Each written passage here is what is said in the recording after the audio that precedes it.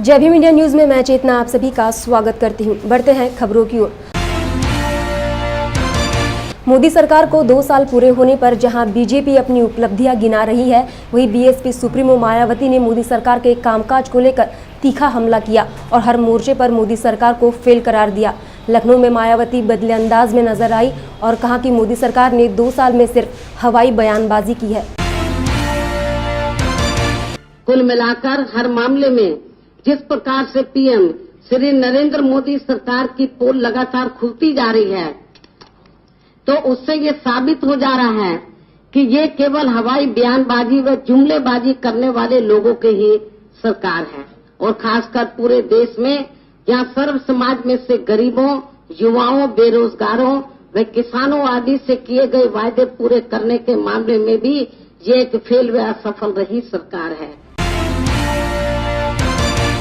मायावती ने मोदी के विकास के जुमले को हवाबाजी कहते हुए खारिज किया। मायावती ने कहा कि सरकार आर्थिक मोर्चे पर पूरी तरह से पस्त हो चुकी है और आरबीआई के गवर्नर ने भी सरकार की पोल खोल दी और अब मोदी सरकार रैली प्रचार के जरिए फिर जनता को गुमराह कर रही है।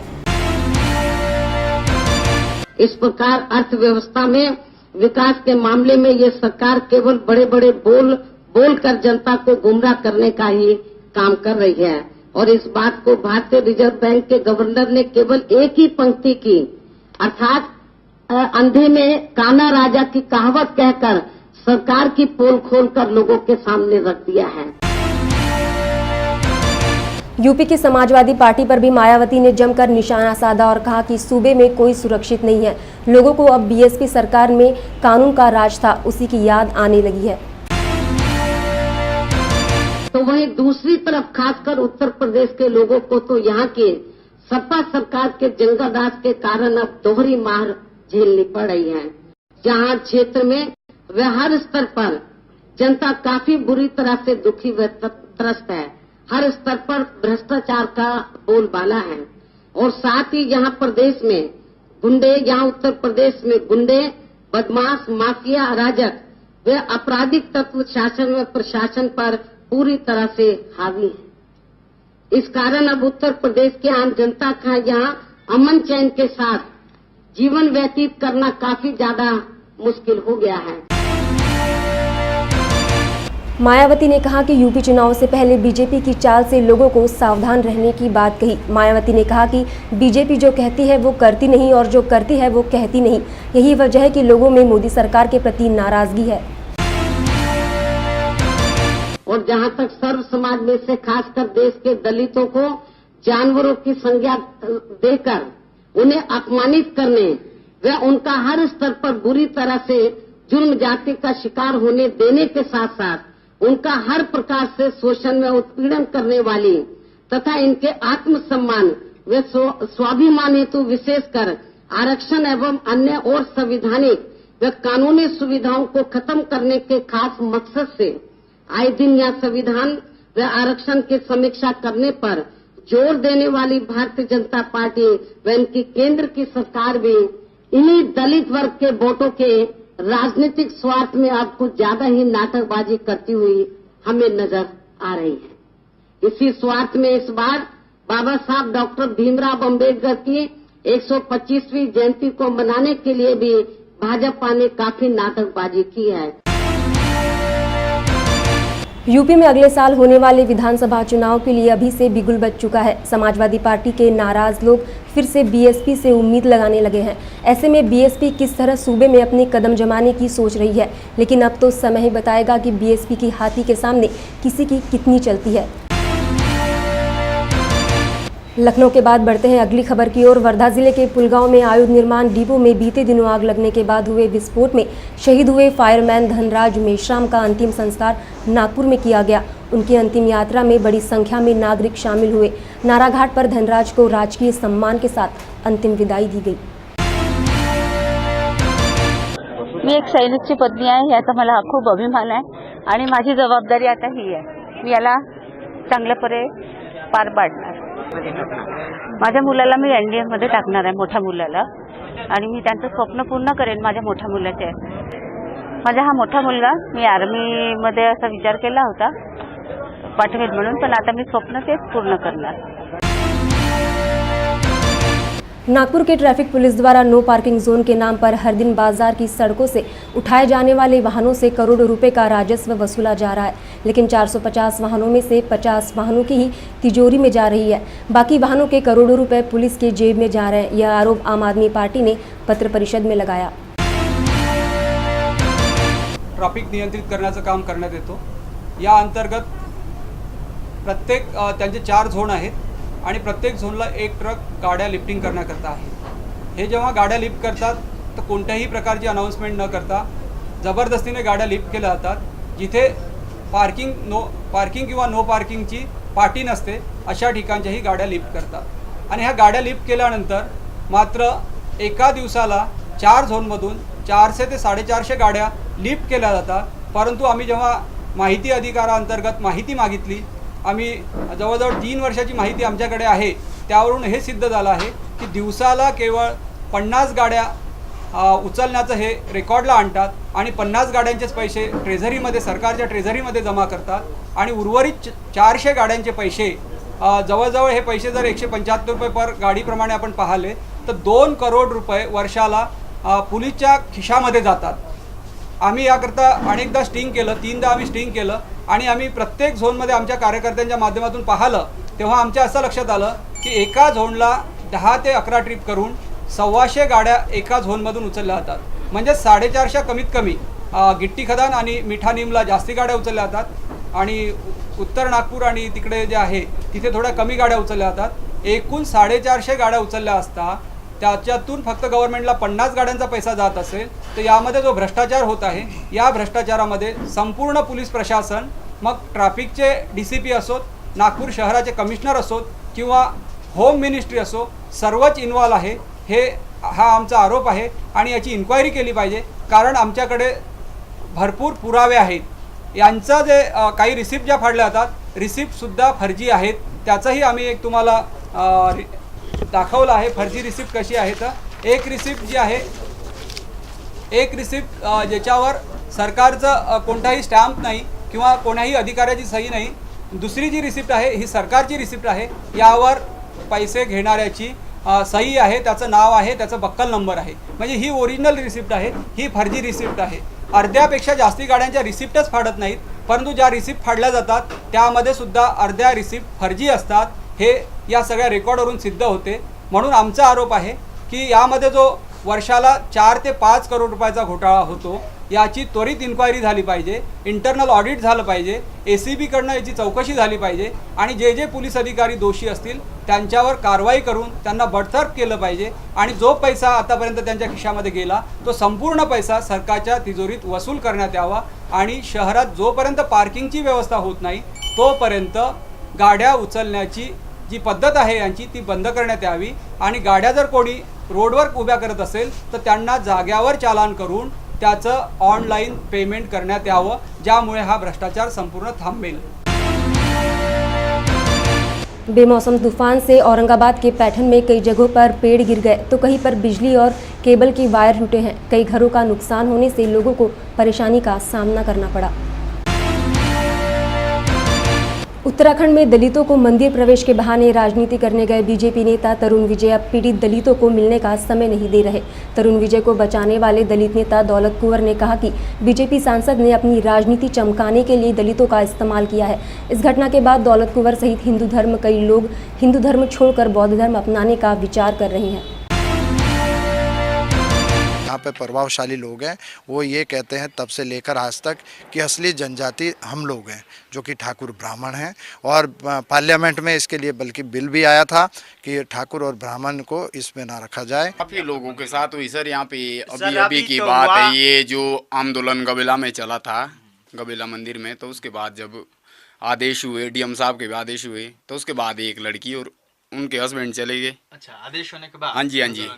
तो उसमें क्या समस्या आई, जो उनके जो डैडी थे वो थोड़े बुजुर्ग भी है, पहले से गांव में रह रहे, तो वो अपने उस पे हिसाब से नई मंदिर में गए। अब लड़की और उसके हस्बैंड गए मंदिर में, तो उन लोगों ने उस बुड्ढे को भी घसीट दिया बीच में। बोले कि तेरी लड़की है, तूने क्यों नहीं समझाया। तो हम उनके घर में नहीं जा सकते, वो हमारे घर में आते हैं तो उन खुद वो अब हमारे घर में जब आएंगे तो उन खुद चाय बनाएंगे अब हमारे घर में भी, और उनको खुद हमारे जो धुले हुए बर्तन होंगे वो भी खुद पहले धो लेंगे, फिर उसके बाद चाय बनाएंगे, फिर खाएंगे पिएंगे। और खैर हम तो जा ही नहीं सकते उनके घर में। अगर हम उनके घर जाएंगे भी, चाय भी पिएंगे, तो उनके बर्तन हम धो के देने पड़ेंगे। वर्धा जिले के किसान विधवाओं को जिला प्रशासन ने मालकियत के पट्टे नहीं दिए गए। कई लाभार्थियों को सरकारी योजनाओं का लाभ नहीं मिल रहा। बीपीएल का सर्वे भी नहीं किए जाने से लोग परेशान हैं। इस परेशानी को लेकर महिलाएं जिलाधीश से मिली और ज्ञापन सौंपा। आहे त्या गरीब शेतकरी विधवा महिला आणि ज्यांना त्या सगळ्या त्यांचं आतापर्यंत पुनर्वसन झालं नाही, त्यांचे हक्क त्यांना मिळाले नाही, आणि गरीब शेतकरी आहे पुन्हा ज्या चावंबाळ योजनेवाली आहे, खायला गतीने राहायला घर नाही आणि त्या सगळ्या सुविधांपासून वंचित आहे। यासाठी कलेक्टरकडे आम्ही ते निवेदन देणार आहे।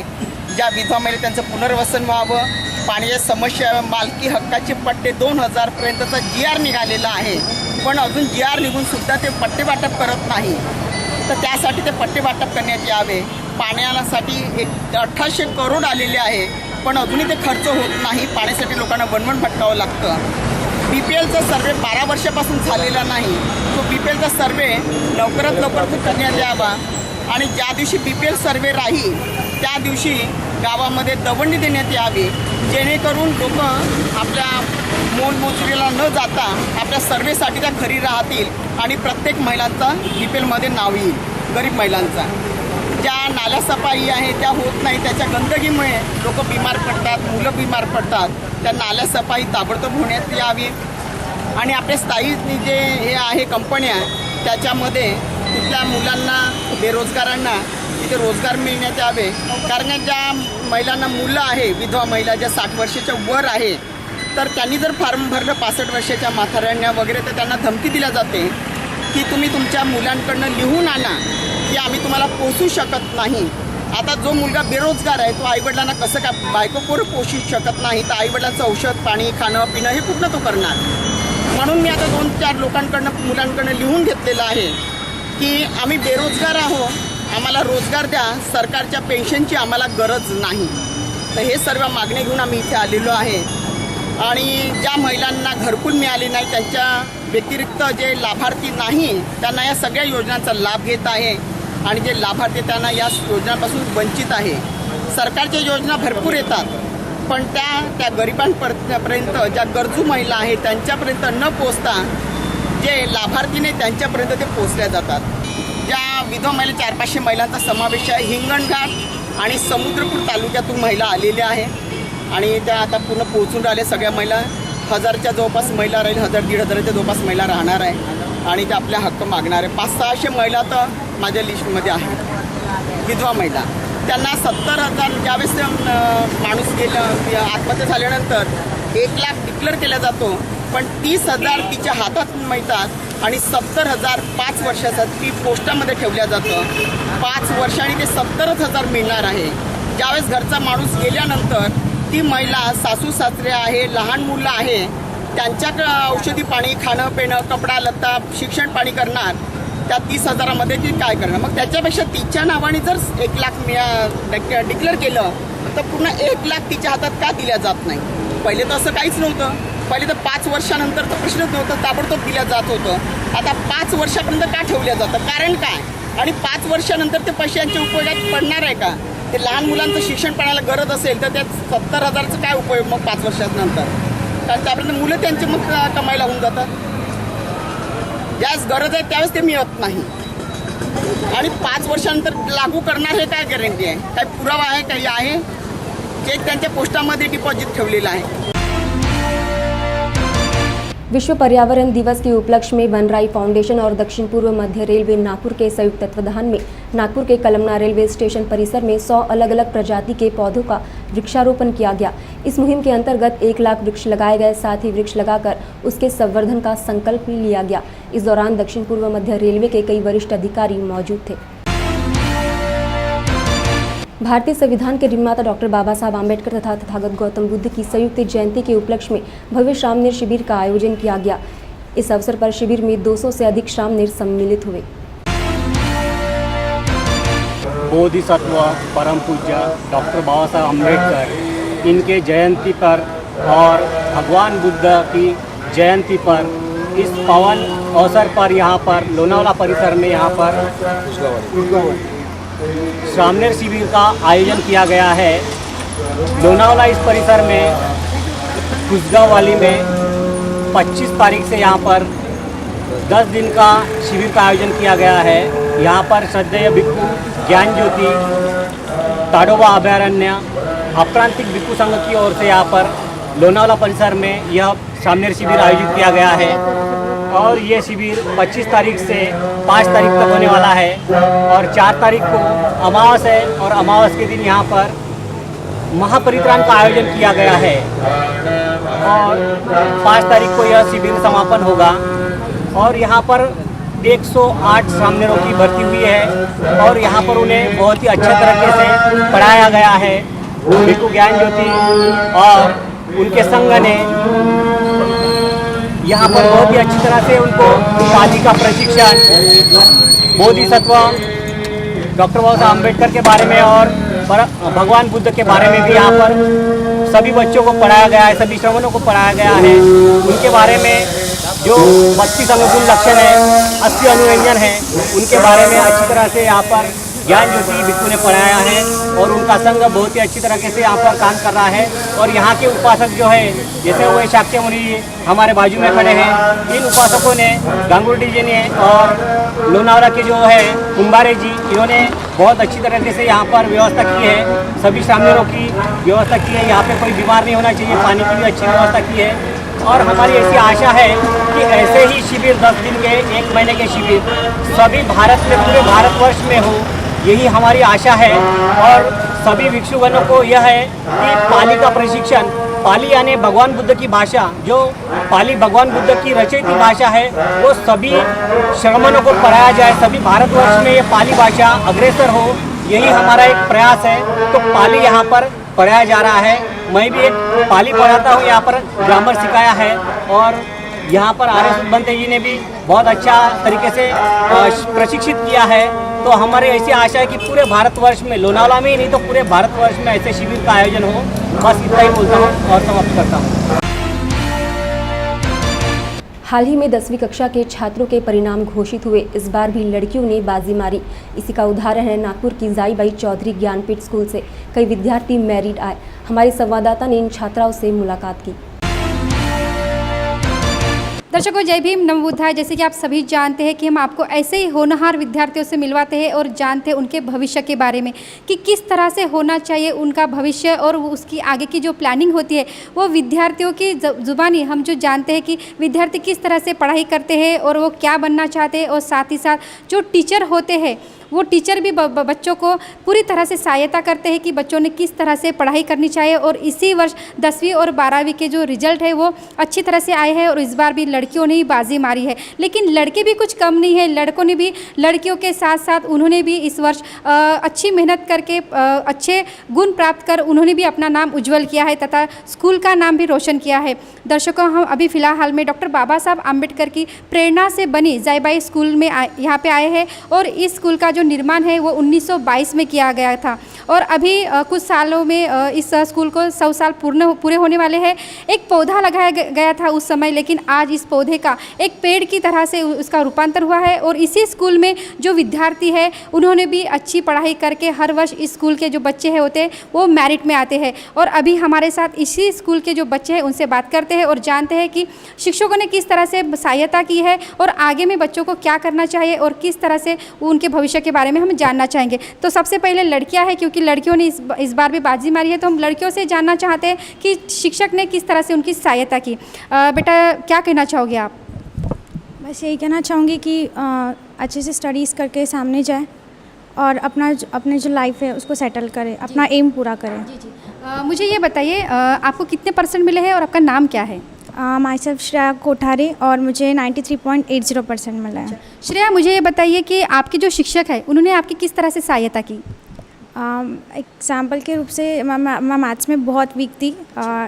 इवन इसी साल में मैं बाउंड्री पे पास हुई थी एक सब्जेक्ट में। तो सर ने मुझे बहुत सपोर्ट किया, हर एक प्रॉब्लम को सॉल्व किया और इसी की वजह से आज मुझे इतने परसेंट मिले हैं। अच्छा, भविष्य में क्या बनने की इच्छा है आप?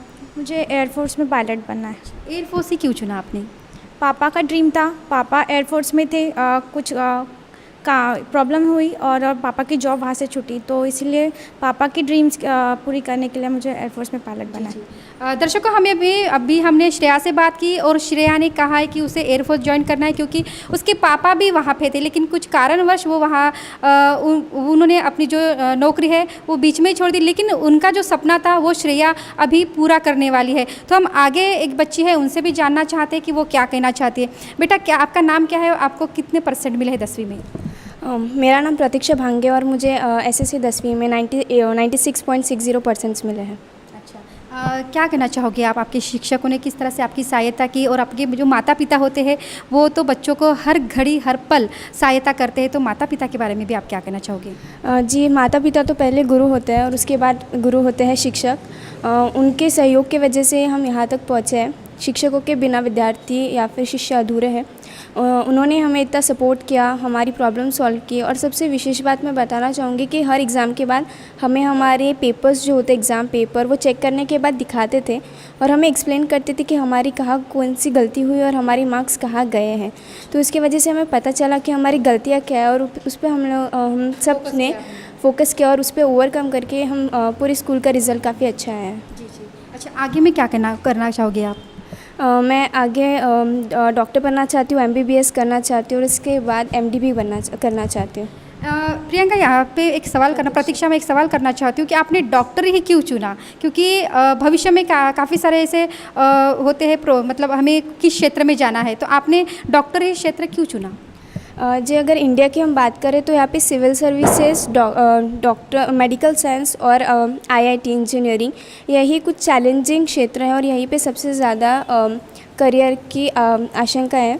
पर मुझे सिविल सर्विसेज और इंजीनियरिंग में उतना इंटरेस्ट नहीं है जितना इंटरेस्ट बायोलॉजी में। तो मेडिकल साइंस को मैं एक तरीके से एक चैलेंज देखती हूँ क्योंकि मेडिकल साइंस में एंट्रेंस में काफ़ी टफ़ है। इस साल PMT ही नहीं लेकिन नीट की 2 एग्ज़ाम भी देनी है, तो एक काफ़ी बड़ा चैलेंज है और ऐसे चैलेंजेस लेना मुझे काफ़ी पसंद है, इसलिए मैंने मेडिकल फील्ड चूज़ किया। कंपटीशन के ज़माने में आपको चैलेंज लेना ज़्यादा पसंद है। दर्शकों, यहाँ पे लड़कियों से बात कर रहे हैं, लेकिन साथ ही साथ हमारे साथ में लड़के भी हैं, उनसे भी जानना चाहते हैं कि टीचर के साथ साथ यहाँ के जो प्रिंसिपल होते हैं या माता पिता होते हैं उन्होंने किस तरह से सहयोग किया आगे की पढ़ाई करने में, या 10वीं कक्षा में जिस तरह से उन्होंने अपने मार्क्स जो है वो उन्होंने काफ़ी अच्छी तरीके से लिए है। तो बच्चों से हम जानना चाहेंगे कि वो क्या कहना चाहते हो। विलास, आपके पापा एक पुलिस में कार्यरत है, तो आपके पापा ने आपको किस तरह से सहयोग किया? मतलब आपको पता होगा कि जो पुलिस की जो नौकरी होती है वो सुबह से शाम तक 20 आवर्स होती है, तो फिर वो मतलब कोई मुझे ज़रूरत है किस चीज़ की तो मुझे हर चीज़ ला के देते थे। ऐसी कोई चीज़ नहीं होगी जो ला के नहीं दिया जो मैंने मांगी होगी। और मम्मी का भी बहुत सपोर्ट रहता था। फिर भाई मुझे बहुत इंस्पिरेशन करता था समय समय पे। मतलब उसका ऐसा होता था कि 1 महीने में 1 आध बार तो लेक्चर देता था वो मुझे। अच्छा। तो वो उसने जो 11th-12th में फेस किया तो उसको जो डिफ़िकल्टीज है वो मुझे समझाता था कि वो उससे 10th में 87% थे, तो वो बोलता था कि मैंने जो गलतियाँ की वो तूने रिपीट नहीं करना चाहिए। अच्छा, तो समय समय पर आपको हाँ नहीं मतलब इंस्पिरेशन करते थे, वही बताते थे, सपोर्ट करते थे। शिक्षकों से किस तरह से सहायता मिली आपको? टीचर्स रेगुलर क्लासेस लेते थे, एक्स्ट्रा क्लासेस लेते थे। उनके भी जो लेक्चर्स रहते थे उनमें भी बहुत जो समझाने की जो टेक्निक रहती थी उनकी वो सिंपल रहती थी, वो सिंपली समझाते थे और रेगुलरली क्लासेस चलते थे और पढ़ाई हमारी रेगुलर रहती थी, उससे उन्हें सिखाया। आप क्या कहना चाहोगे? आपको 94% मिले हैं 10वीं कक्षा में और आप एक स्लम एरिया से यहाँ पे आए हो और एक अच्छी जो है कि हमें कुछ ना कुछ आगे करना है, तो आप किससे आपकी जो प्रेरणा है वो किस तरह से आप बताना चाहोगे? मैं मतलब अपना पूरा क्रेडिट सर टीचर को देना चाहूँगा, या कि सर टीचर बहुत स्ट्रगल करते हैं हम पे और उन्होंने मैथ्स पे था तो उन्होंने मुझे मैथ्स में परफेक्ट किया और अच्छे 93 मार्क आए उसमें मुझे। और मॉम एंड डैड जो मेरे लिए बहुत अच्छा काम करते हैं, वो बहुत मेहनत करते हैं मेरे पीछे, तो उसकी वजह से मैं जो भी हूँ उनकी वजह से हूँ। और स्लम एरिया में मतलब मैं कर नहीं पाता पढ़ाई, वहाँ पे बहुत मतलब डिस्टर्बेंस बहुत है वहाँ पे, लेकिन मैं उनको इग्नोर करके पढ़ाई करता था। और I would like to become an engineer. I appreciate it from my childhood and I have interest in it, so I will become an software engineer. अभी अभी आपने कहा है कि आप स्लम एरिया में रहते हो और आपको काफ़ी दिक्कतों का सामना करते हुए आप इस लेवल पे आज आपको 94% मिले हैं, तो इसका जो श्रेय है वो तो अपने माता पिता को देते हैं, लेकिन यहाँ के जो टीचर है या प्रिंसिपल है उन्हें आप क्या कहना चाहोगे? किस तरह से उन्होंने आपका सहयोग किया, किस तरह से सफलता आपने आज इस सफलता को हासिल किया है, तो उसके पीछे टीचर का कहाँ तक सहयोग मिला? बहुत इंस्पायर करते टीचर और लेक्चर देके, मतलब और कुछ कॉम्प्लिकेटेड रहा है तो उसको सिंपल करके हमें बता देते, तो उसकी वजह से बहुत सपोर्ट मिला हमको और बहुत मेहनत करते थे हम पे, तो इसलिए आज 94% आ पाया मुझे। पंकज साठे। दर्शकों, कहते हैं शिक्षा किसी की मोहताज नहीं होती, कामयाबी का रास्ता ढूंढ लेती है। उसी तरह से जिस तरह से डॉक्टर बाबा साहब अम्बेडकर ने अपने जीवन में जो दुख सहे हैं, उसी तरह से उन्होंने शिक्षा का एक ऐसा माध्यम चुना जिसने आज दुनिया में उन्होंने एक नाम कमाया है। उसी तरह से जयबाई स्कूल का एक प्रेरणा थे डॉक्टर बाबा साहब अम्बेडकर। उसी स्कूल के बच्चे जो है हर साल मेरिट में आते हैं और इसी का एक उदाहरण है कि बच्चों ने कहीं ना कहीं, चाहे वो स्लम एरिया का रहे या फिर अच्छे एरिया का, लेकिन हमें कहीं ना कहीं कुछ करना है और हमें हर क्षेत्र में जाके आगे बढ़ना है, क्योंकि हमारा जो भविष्य है वो हमारे हाथों में है। और यही कर दिखाया इस बच्चों ने। हमारे साथ और भी कुछ बच्चे जुड़े हैं, हम उनसे भी जानना चाहते कि वो क्या कहना चाहेंगे और आगे उनकी जो भविष्य है, वो आगे का भविष्य वो किस तरह से बयां करेंगे। आप क्या कहना चाहोगे? मैम, मैं तो मैकेनिकल इंजीनियर करना चाहता हूँ। टीचर के बारे में क्या कहना चाहोगे? टीचर तो हमारे लिए दिन रात मेहनत करते, वो हमारे पर बहुत टॉर्चर करते અને उनकी अलग टेक्निक रहती है पढ़ाने की, અને वो टेक्निक से वो पढ़ाते और उनकी टेक्निक बहुत इजीली रहती है, અને इजी टेक्निक से वो पढ़ाते। ऐसा कभी हुआ है कि मतलब जो सब्जेक्ट है वो कहीं ना कहीं हम बच्चे कमज़ोर होते हैं उस विषय में, तो उसी विषय पर ज़्यादा कि नहीं बेटा आपने ये विषय आपको नहीं समझ रहा है तो हम इसी विषय पर ध्यान देंगे और इसी विषय को पढ़ाएंगे, ऐसा कुछ कभी हुआ है? हाँ, सबसे पहले मैं 10th में गया था तो मेरे को मैथ्स में अलजेब्रा नहीं तो ज्योमेट्री है ना, ज्योमेट्री बहुत हार्ड लगता था मेरे को, बहुत उसमें 5 मार्क्स मिले थे। तो फिर मैंने बाद में बहुत उस पर मेहनत किया तो मेरे को फिर 38, 39 ऐसे मिलते रहे, अच्छे मार्क्स मिलते रहे। फिर अभी 86% मिले मेरे को मैथ्स में। आप क्या कहना चाहोगे? जी, यहाँ के टीचर्स बहुत ज़्यादा स्ट्रगलिंग टीचर्स है। जो भी सब्जेक्ट जो हमको नहीं समझता, जिसमें डिफ़िकल्टी जाती है, हर सब्जेक्ट टीचर बहुत मेहनत करते हैं। पहले से मुझे साइंस थोड़ा टफ लगता था, लेकिन यहाँ के टीचर्स बबीता मैम जो है इतना अच्छा पढ़ाते हैं, उनके लेक्चर्स में कभी बोर नहीं लगता। नहीं तो जहाँ तक दूसरे स्कूल का कहना है, साइंस जैसे सब्जेक्ट में बच्चों को नींद ही आती है ज़्यादातर, लेकिन मैम इतना अच्छा पढ़ाते थे, पूरे अपने डाउट्स क्लियर करते थे, तो उनका जो पढ़ाने का स्टाइल था बहुत अच्छा था। और यहाँ के सारे टीचर्स हैं, मैथ्स के टीचर्स हो, इंग्लिश के टीचर्स हो, सारे टीचर्स। इनफैक्ट एक अच्छा सब्जेक्ट है पाली हमको, जिसमें हमेशा से 100 आउट ऑफ 100 का रिकॉर्ड रहता है हमारे स्कूल का। तो इतने अच्छे टीचर्स और इतने अच्छे सब्जेक्ट्स, ऑल्सो प्रिंसिपल मैम जो बहुत अच्छे गाइडेंस करते हैं। हर एग्ज़ाम के बाद पेरेंट्स मीटिंग होती है, पेपर्स दिखाए जाते हैं। ये सारे करने के बाद में स्कूल हमारी इतनी बुलंदियों को छू रही है, इसका क्रेडिट हमारे स्कूल को ही जाता है। और हमारे पूरे जो परसेंट्स आए हैं, जो रिज़ल्ट हम 100% रिज़ल्ट लगता है, उसका पूरा क्रेडिट स्कूल को ही जाता है एंड टीचर्स को। क्या करना चाहोगे भविष्य में आप? जी, मैं तो डॉक्टर बनना चाहता हूँ भविष्य में। जी, मॉम डैड का ड्रीम था और बहुत सारे अपने रिलेटिव्स रहते हैं, सर रहते हैं, उनकी इंस्पिरेशन से मैंने सोचा है कि मैं डॉक्टर बनूँ। नहीं, लेकिन डॉक्टर ही क्यों बनना चाहते हो आप?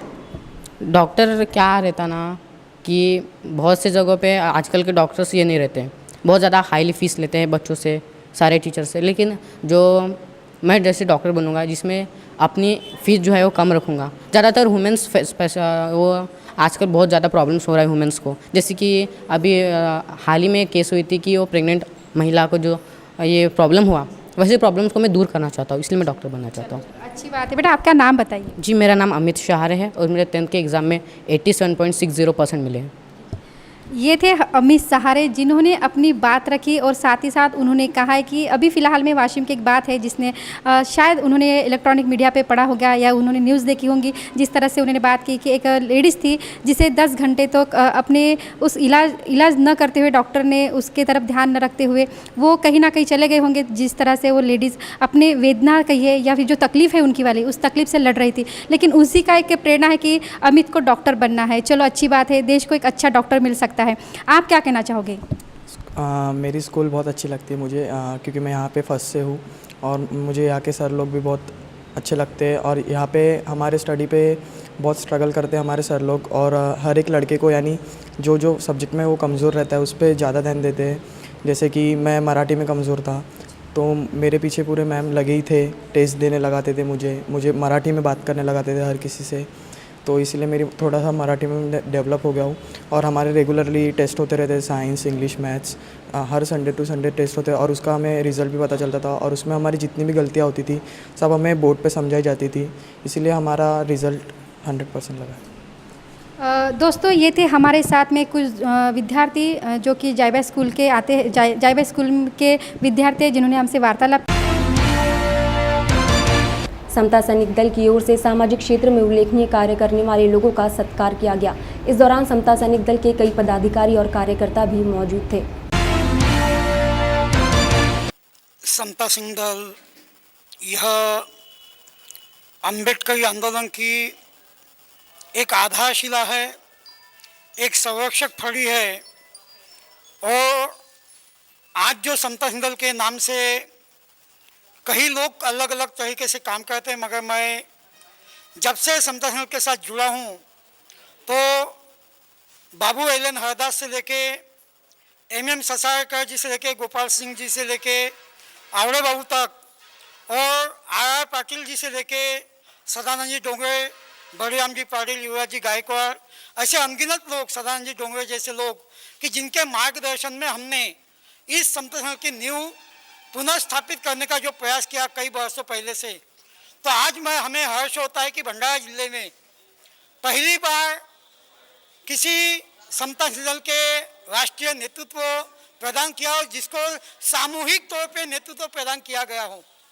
10, 5 या 20 लोगों के बीच में एक मीटिंग लेके अध्यक्ष घोषित करना या अपने आप को राष्ट्रीय घोषित होना, यह आज तक आंदोलन में कई बार हुआ है।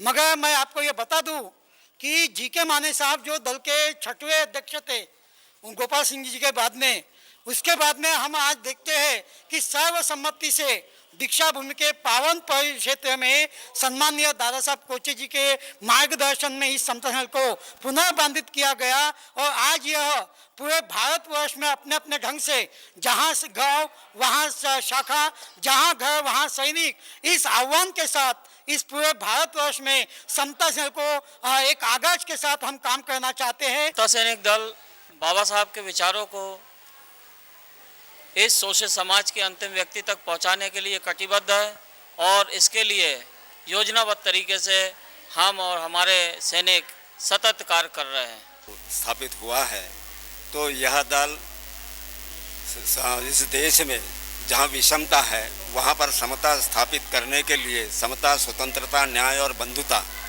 यह वर्षों से 1926 से चलते आ रहा है। और अभी हमारा कार्रवाई यह है कि प्रत्येक घर में, मध्य प्रदेश, छत्तीसगढ़, अनेक प्रदेश, महाराष्ट्र से लेकर तो पूरे देश में बाबा साहब अम्बेडकर जी के विचारों को समता सैनिक दल के माध्यम से समतामूलक समाज कैसा निर्माण किया जा सकता है, इस पर हमारी प्रक्रिया जारी है। गांव-गांव में और प्रत्येक ग्रामीण में हम अपना शिविर टाइप लगाकर, बौद्धिक बतलाकर प्रत्येक सैनिक तैयार करने का हमारा प्रयत्न चल रहा है। ये सबसे पहले मैं आप लोगों का शुक्रिया अदा करना चाहता हूँ कि आप लोगों ने समता सैनिक दल को इस कदर आगे बढ़ाने की कोशिश की है। समता सैनिक दल भंडारा जिले में, गोंदिया जिला, नागपुर जिला, विदर्भ में और महाराष्ट्र में, उसी तरह संपूर्ण भारत में समता सैनिक दल दादा साहेब कोचे और MR राउत के नेतृत्व में चलता है। दादा साहेब कोचे हमारे राष्ट्रीय अध्यक्ष है और MR राउत हमारे राष्ट्रीय महासचिव है, और वैसे उसी तरह बनते नाग दीपंकर थेरो ये हमारे मार्गदर्शक है, राष्ट्रीय मार्गदर्शक है। और हम सब लोग प्रचारक के और प्रसारक इस माध्यम से समता सैनिक दल को इस तरह आगे बढ़ाना चाहते हैं ताकि समाज में एक इस तरह से एक समाज का निर्माण हो जो सुसंस्कृत हो, एक शिस्तबद्ध समाज की निर्मित हो। हम लोग किसी और को गालियां मारकर अपनी पीठ को थपथपाना नहीं चाहते, हम अपनी ही गलतियों को उजागर देखकर सामने को बढ़ना चाहते हैं। लोगों के पैर न खींचते हुए हम आगे अपने कदम को धीरे धीरे बढ़ाकर, क्योंकि हम लोगों ने अभी तो मुट्ठी भर थामी है ज़मीन, अभी तो सारा आसमां बाकी है। अभी हम लोगों के पास में बहुत से कुछ ऐसे साधन जो नहीं है जिसके लोगों के हम लोग डीप में जा सकते हैं, लेकिन हमारा समता सैनिक दल भंडारा जिला, गोंदिया जिला में इतना डीप घुसा है कि हम लोग अभी समता सैनिक दल को इस कदर आगे बढ़ा रहे हैं। और मैं चाहता हूँ कि समता सैनिक दल भंडारा जिले में इतना सशक्त है, मजबूत है। आज सुरेश मेश्राम के नेतृत्व में, गजेंद्र गजबे साहब के नेतृत्व में हम लोग यहाँ पर इतना ज़बरदस्त काम कर रहे हैं। आज की जय भीम इंडिया में फिलहाल इतना ही। फिर होगी मुलाकात, तब तक ले दीजिए इजाज़त। जय भीम।